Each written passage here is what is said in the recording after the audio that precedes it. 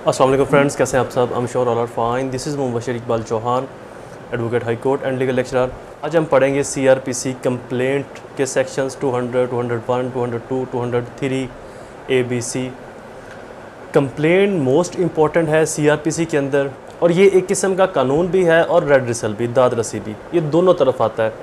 कुछ जगहों के ऊपर कानून इसको खुद ब खुद दाद रसी दे देता है, और कुछ जगहों के ऊपर हम खुद अदालत से दाद रसी लेने के लिए जाते हैं जब हमारी पुलिस, हमारी FIA, हमारी नैब या और लॉ इन्फोर्समेंट एजेंसीज हमारी जब बात नहीं सुनती, पब्लिक की जब बात नहीं सुनेगी, तो पब्लिक किसी वकील के थ्रू अदालत से रजू करता है, जो सबसे इनिशियल, बेसिक और कम्प्रीहेंसिव फॉर्म है अदालत से रजू करने का। वैसे तो इस तरह के सेक्शंस हमें सेशन कोर्ट के अंदर 22A, 22B की सूरत में भी मिलते हैं, हाई कोर्ट के अंदर 199 आर्टिकल कॉन्स्टिट्यूशन पाकिस्तान की सूरत में भी मिलते हैं, और सुप्रीम कोर्ट के अंदर 184 के अंदर भी ये मिलते हैं। लेकिन ये बेसिकली मजिस्ट्रियल जो राइट्स, बेसिकली जो मजिस्ट्रियल पार्ट्स हैं, ये हमें सेक्शन 200 के अंदर मिलती हैं। बहुत कम लोग इसको एंटरटेन करते हैं, लेकिन ये बहुत ज़्यादा इफ़ेक्टिव और कम्प्रीहेंसिव सेक्शंस हैं। अगर आप मेरे YouTube channel law and communication skills के ऊपर नए हैं तो रेड बटन को क्लिक करके मेरे चैनल को सब्सक्राइब करना, साथ में ही बेल आइकन को प्रेस ज़रूर कर लिया करें ताकि फ़र्दर तमाम नोटिफिकेशन आपको टाइमली मिलते रहें। मज़ीद बरा मेरे लेक्चर्स की फ़ीस एज़ यूजुअल आप जानते हैं, 10 रुपये डोनेट करने हैं। 2 लोगों की हेल्प किसी को मुस्कुरा के मिल रही है, ये भी काफ़ी है। थर्ड, मेरे और अपने पेरेंट्स के लिए दुआ, अल्लाह ताला उनको सेहत तंदुरुस्ती अता फरमाए। शुरू करते हैं हमारा लेक्चर। शुरू करते हैं हमारे सेक्शन। कंप्लेन है क्या? कंप्लेन जैसे कि अपने नाम से ही जाहिर है, दरख्वास्त करना, सुनवाई करवाना, दाद रसी के लिए इल्तजा करना। जब आप पुलिस के अंदर FIA के लिए, जब आप पुलिस के अंदर FIR की एप्लीकेशन देते हैं, या FIA के अंदर किसी काम के लिए, किसी दाद रसी के लिए एप्लीकेशन देते हैं और वहाँ पर आपकी सुनवाई नहीं होती, तो उस दौरान आप कोर्ट से भी रजू कर सकते हो कंप्लेन की सूरत में। कोर्ट उस मामले को खुद भी corroborate कर सकती है, इंक्वायर कर सकती है, और पुलिस को या कंसर्न एजेंसी को भी हुक्म जारी कर सकती है कि इसके ऊपर आप इंक्वायरी करके कोर्ट में सबमिट करवाएं। एक तो ये तरीक़ेकार है। दूसरा, कंप्लेन का एक और भी पर्पज़ है। वो पर्पज़ ये है कि जहाँ पर कोई कानून मौजूद नहीं है, या जहाँ पर कानून ने कॉग्निजेबल कार्रवाई से रोक दिया है, तो वहाँ पर आप, अगर वो फैक्ट नॉन कॉग्निजेबल है, या फिर वो PPC के अलावा किसी और कानून में फॉल करता है जिसकी पुलिस के पास इख्तियारात नहीं, अथॉरिटी नहीं उसको इंटरटेन करने के, इन्वेस्टिगेट करने के, वहाँ पर भी आप मजिस्ट्रेट साहब से रजू कर सकते हैं। जैसे कि जिना, फॉर्निकेशन, ड्रिंकिंग जो हदूद लॉज के अंदर आते हैं, या और बैंकिंग मामलात, वहाँ पर आप कंप्लेन के ज़रिए भी प्रोसीड कर सकते हैं। कंज्यूमर कोर्ट के अंदर भी आप कंप्लेन के ज़रिए जा सकते हैं। तीसरा, कुछ ऐसे लॉज हैं जिनको PPC से निकाल के हदूद लॉज में रखा गया, वहाँ पर पुलिस डायरेक्ट इंटरोगेट नहीं कर सकती, इन्वेस्टिगेट नहीं कर सकती। वहाँ पर पुलिस मजिस्ट्रेट साहब के हुक्म के बाद ही इंटरोगेट करेगी। उनके ख़िलाफ़ भी अगर आप आएंगे तो आपको कंप्लेन में आना पड़ेगा, जो कि जैसे मैंने आपको अभी बताया, जिना, कज़फ़ और ड्रिंकिंग की प्रोसीडिंग। पहला सेक्शन 200 एग्जामिनेशन ऑफ कंप्लेन क्या हमें बताता है? A magistrate taking cognizance of any offence on complaint shall at once examine of the complaint upon oath, and the substance of the examination shall reduce to writing and shall be signed by the complainant and also by the magistrate। Magistrate साहब के ज़रिए sign होगी, complainant की sign होगी, और magistrate साहब किसी भी एक्ट के ऊपर, किसी भी तर्ज, किसी भी नोयत का कोई भी काम होगा उसके ऊपर कॉग्निजेंस ले सकते हैं। बस देखना यह है कि आया वो मजिस्ट्रेट साहब इस क्लास के हैं, आया वो सेकंड क्लास तो नहीं या थर्ड क्लास तो नहीं जो इसके ऊपर कॉग्निजेंस नहीं ले सकते। अदरवाइज किसी भी तरह के जुर्म के ऊपर मजिस्ट्रेट साहब फर्स्ट क्लास कॉग्निजेंस ले सकते हैं।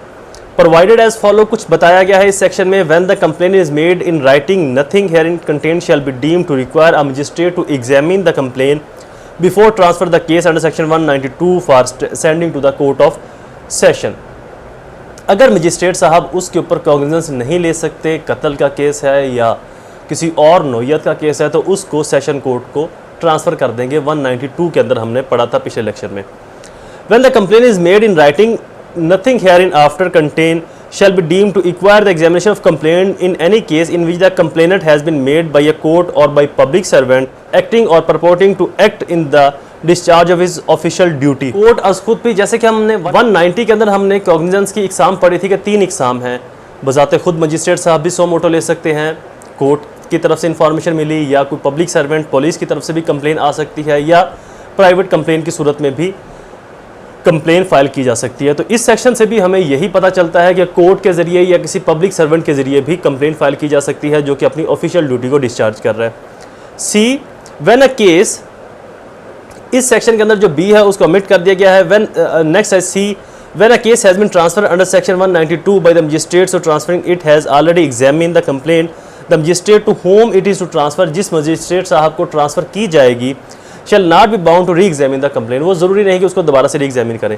तो इसके अंदर हमें ये तमाम चीज़ें बताई जाती हैं सेक्शन 200 के अंदर। एग्जामिनेशन ऑफ कंप्लेन की सूरत में कि आपने जो कंप्लेन देनी है उसकी एग्जामिनेशन कैसे होगी, किस तरीके से आप कंप्लेन दोगे। Section 200 procedure by magistrate not competent to take cognizance of the case, ये हमें बताता है कि अगर मजिस्ट्रेट साहब कॉम्पिटेंट नहीं है, लाइक कंप्लेन जाती है उनके पास रॉबरी की, एक्सटॉर्शन की, कि पुलिस FIR नहीं दे रही, या कंप्लेन जाती है उनके पास कत्ल की जिसको मजिस्ट्रेट साहब इंटरटेन नहीं कर सकते, तो इस दौरान क्या किया जाएगा। If the complain has been made in writing in magistrate who is not competent to take the cognizance of the case, जो मजिस्ट्रेट साहब है वो कॉग्निजेंस नहीं ले सकते इस केस के ऊपर और कंप्लेन फाइल कर देगी, he shall return the complain for presentation of the proper court with an endorsement to that effect, वो उसको इंडोर्स करने के बाद प्रॉपर कोर्ट के अंदर ट्रांसफर करवाएंगे। If the complainant has not been made in writing such magistrate shall direct the complaint to the proper court, अगर in writing नहीं भी आई तब भी उसको प्रॉपर कोर्ट के अंदर भिजवाया जाएगा। सेक्शन 202 ये हमें क्या बताता है, postpone in issues of process, postpone of issues of process. Issues of process कहते हैं ये किस, जैसे कि ये अपने नाम से ज़ाहिर है, इशू जारी करना, प्रोसेस किसी काम को जारी करने के लिए। तो जब कंप्लेन एक्सेप्ट हो जाएगी तो फिर एक इश्यूज ऑफ प्रोसेस जारी किया जाता है ताकि दोनों पार्टीज़ को बुलवाया जाए, इस हेयरिंग को आगे बढ़ाया जाए, इसको मज़ीद सुना जाए। तो कोर्ट की रिस्पॉन्सिबिलिटी है कि अगर उसको लगे कि इस केस के अंदर कोई इतनी खास बात नहीं है, मेलाफाइडी है, इरेगुलरिटीज़ के ऊपर बेस कर रहा है, इलीगलिटीज़ के ऊपर बेस कर रहा है, या ये केस बनता ही नहीं, इसकी वो वर्थ ही नहीं है, या इस केस के अंदर वो फैक्ट ही नहीं जिससे ये साबित हो सके या ये प्रेमा फिशाई तौर के ऊपर ये जाहिर हो सके कि केस को चलाया जा सकता है, तो उसके अंदर इश्यूज ऑफ प्रोसेस को रोक दिया जाएगा, पोस्टपोन कर दिया जाएगा, डिले कर दिया जाएगा और उसके अंदर इंक्वायरी पहले करवा ली जाएगी। Any court on receipt of complaint on an offence of which is authorised to take cognizance और which has been sent for the under section 190, 191, 192 के बारे में बताया गया है। So reason to be recorded postpone the issues process for compelling the attendance of the person complaint against and either inquire into the case itself or direct an inquiry or investigation, जिस शख्स के खिलाफ complain fire की गई है उसको issues of process जो है वो पोस्टपोन किया जाएगा, अभी नहीं बुलवाया जाएगा, उससे पहले इंक्वायरी, इन्वेस्टिगेशन या और कोई भी जो कोर्ट मुनासिब समझे उसके ज़रिए तहकीकात करवाई जाएंगी। सेक्शन 203 हमें बताता है डिसमिसल ऑफ कंप्लेन, कंप्लेन को डिसमिस भी किया जा सकता है। The court whom a complain is made और to whom has been transferred, जहाँ पर कंप्लेन आई है और जहाँ पर ट्रांसफ़र की गई है जिस कोर्ट में डिसमिस द कंप्लेन को डिसमिस कर सकती है, मे का वर्ड है, शैल का नहीं, ये कोर्ट की डिस्क्रिशनरी पार्ट्स के अंदर आ जाता है। If after considering the statement on oath, अगर स्टेटमेंट ऑन ओथ ली गई है of the complain and the result of the investigation inquiry if any under section 202 के अंदर जो बताया गया है पोस्टपोन के सिलसिले में, there is in his judgment not sufficient ground to proceed in such case he shall briefly record his reason for so doing. अगर मजिस्ट्रेट साहब ने इंक्वायरी करवाई, इन्वेस्टिगेट करवाया फैक्ट को और वहाँ पर कोई ख़ास रीज़न सामने नहीं आई तो इसको डिसमिस किया जाएगा, लेकिन ब्रीफली फैक्ट को मेंशन किया जाएगा, जो कुछ भी मजिस्ट्रेट साहब को लगा कि इन ग्राउंड्स पर या जिस प्रॉपर कोर्ट को लगा कि इन ग्राउंड्स के ऊपर इस कंप्लेन को डिसमिस किया जाता है, इसकी लीगल इफेक्टिवनेस या वर्थ नहीं बनती। सेक्शन 203 सब सेक्शन ए हमें बताता है कंप्लेन इन केस ऑफ जिना, no court shall take cognizance on the offence under section 5 of offence of जिना इन्फोर्समेंट ऑफ हदूद ordinance except on complain launch in the court of competent jurisdiction. तब तक कोई भी कोर्ट इसके ऊपर jurisdiction cognizance नहीं ले सकती जब तक कि कंप्लेन ना आए कोर्ट में। यानी कि वैसे तो हमारे पास 190 के अंदर जो कोर्ट की कॉग्निजेंस है वहाँ पर 3 तरीके हैं भाई, कंप्लेन, सो मोटो या पब्लिक सर्वेंट के जरिए कंप्लेन आती है, लेकिन यहाँ पर बताया गया कि जिना के केस में सो मोटो ख़त्म हो जाता है। जिना के केस के अंदर जो अग्रीव्ड पार्टी है या जो इफेक्टेड पार्टी है वही कंप्लेन ला सकती है। इफेक्टेड और अग्रीव्ड कौन हो सकता है? जो अच्छा, यहाँ पर इफेक्टिव और अग्रीव्ड पार्टी की डेफिनेशन ज़रा सी डिफरेंट है बाकी लॉ से। यहाँ पर इफेक्टिव या अग्रीव्ड पार्टी वो होगी जिसने जिना होते देखा है। एक चीज़, अगर कपल में से कोई शख्स आ रहा है बजाते खुद, लड़का या लड़की जा रही है, तो वो तो एक किस्म का कन्फेशन हो जाएगा।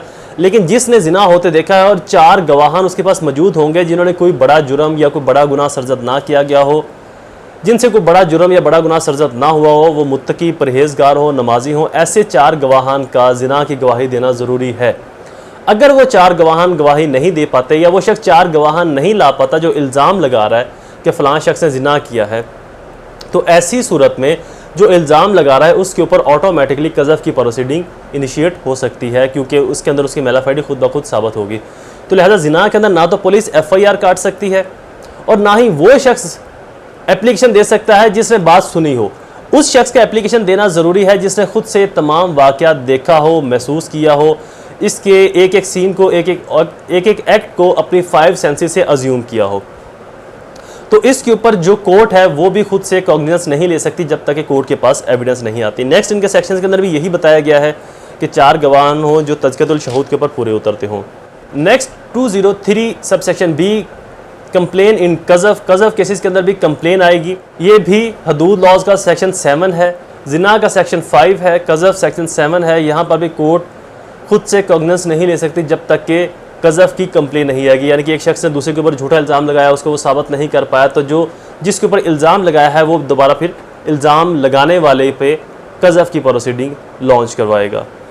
अगला section 203C, complain in case of fornication. Fornication पर स्टूडेंट्स या पढ़ने वाले अक्सर कंफ्यूज होते हैं कि जी जब जिना का वर्ड आ जाता है तो फॉर्निकेशन की क्या ज़रूरत है।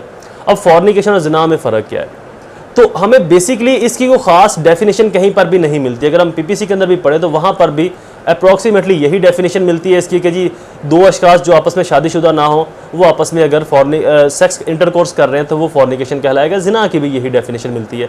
तो इसको डिफ्रेंशिएट कैसे किया जाए, इसको डिफरेंट कैसे किया जाए? देखिए, जिना जो है इसके लिए खालिस्तन 2 लोगों की आपस में कंसेंट का होना और उन दोनों का आपस में निकाह का ना होना ज़रूरी है। कंसेंट का होना और निकाह का ना होना ज़रूरी है, मतलब उनकी मर्ज़ी भी हो आपस में इंटरकोर्स करने की और वो एक दूसरे के निकाह में भी ना हो, उनका एक प्रॉपर निकाह भी ना हुआ हो, तो that is a Jinnah. Fornication पर डिफरेंट जूरीज की जो राय है वो डिफरेंट है। कुछ मुफ्तियान कराम फॉर्निकेशन को एक मखसूस इस्लामिक फ़िरके के एक मखसूस निकाह की तरफ भी इशारा करवाते हैं, उसका नाम नहीं लूँगा, कि जी ये चूँकि वो इस तरह का निकाह करते हैं टाइमली तो लिहाजा वो फॉर्निकेशन है, चूँकि वो निकाह प्रॉपर नहीं है और जब प्रॉपर नहीं है तो वो फॉर्निकेशन होगी। लेकिन कुछ जूरीज के मुताबिक जो फॉर्निकेशन, कुछ इस्लामिक जूरीज के अकॉर्डिंगली जो फॉर्निकेशन है ये जिना का ही दूसरा वर्ड है। अगर हम इस चीज़ को मान लें कि ये जिना का ही दूसरा वर्ड है तो लॉ को क्या ज़रूरत पेश आ गई थी कि फॉर्निकेशन भी डाल रहा है और जिना भी डाल रहा है। अब फॉर्निकेशन में एक बात तो तय है कि ये ज़बरदस्ती तो नहीं होगा, क्योंकि अगर ये ज़बरदस्ती होता तो ये रेप में जाता, क्योंकि रेप के अंदर आप ज़बरदस्ती इंटरकोर्स करते हो किसी के साथ भी, फेल के साथ या मफूल के साथ, फ़ाइल के साथ या मफूल के साथ, तो लिहाजा ये रेप में भी नहीं जाता। जिना में इसलिए नहीं आता कि जिना अपने आप के अंदर मौजूद है, तो फिर ये क्या है? और कुछ जूरीज क्या है कि जी ये चूँकि इंग्लिश का वर्ड है इसलिए इसको डाल दिया, तो ऐसी बात नहीं है। फॉर्निकेशन के अंदर भी निकाह नहीं होगा, चूँकि हमें PPC से ये डेफिनेशन मिलती है कि वहाँ पर निकाह नहीं होगा। और इर्रेगुलर मैरिज के ऊपर मैं बहस नहीं करता, मैंने जो अखज़ किया है अपनी रिसर्च के मुताबिक, जिना जो है उसके अंदर निकाह का ना होना और कंसेंट का होना ज़रूरी है, दोनों की कंसेंट का। फॉर्निकेशन के अंदर भी निकाह का ना होना और कंसेंट, एक शख्स दूसरे शख्स से किसी चीज़ की लालच की इवज़ लेता है। अब यहाँ पर ख़रीदो फ़रोख्त नहीं है, किसी को शॉपिंग करवा दी, किसी को कुछ पैसे दे दिए, उसकी किसी ज़रूरत को पूरा कर दिया, या दूसरा शख्स इसलिए इंटरकोर्स करता है या करती है इसके साथ कि मेरी ये ज़रूरत पूरी हो जाएगी, मेरी ये ख्वाहिश पूरी हो जाएगी, मुझे इतने पैसे मिल जाएंगे, मुझे इतनी शॉपिंग हो जाएगी, तो इस सूरत में जो इंटरकोर्स या जो सेक्सुअल रिलेशन बिल्ड होगा that is called a fornication. तो ऐसे रिलेशन की या ऐसे एक्ट की भी, ऐसे रिलेशन या ऐसे एक्ट की भी कंप्लेन आएगी जिसको कॉम्पिटेंट कोर्ट ही ट्राई कर सकती है, पुलिस इसकी FIR नहीं दे सकती। इससे आगे हम चार्ज को ब्रीफली पढ़ेंगे, alteration of charge, amendment of charge, charge क्या है, चार्ज में क्या क्या आता है, उन तमाम सेक्शन को दर्जा ब दर्जा स्टेप बाय स्टेप हम डिटेल से डिस्कस करेंगे। आई होप ये लेक्चर आपके लिए फ़ायदेमंद साबित हुआ होगा। ऐसे ही इन्फॉर्मेटिव वीडियोस को सुनने के लिए चैनल को सब्सक्राइब जरूर कर लें, बेल आइकन को भी प्रेस कर लिया करें। दोबारा हाजिर होंगे ऐसे ही किसी और इन्फॉर्मेटिव लेक्चर के साथ, तब तक मुझे अपनी दुआ में ज़रूर याद रखें। अल्लाह ताला आप सबका हामी और नासिर हो। वस्सलाम।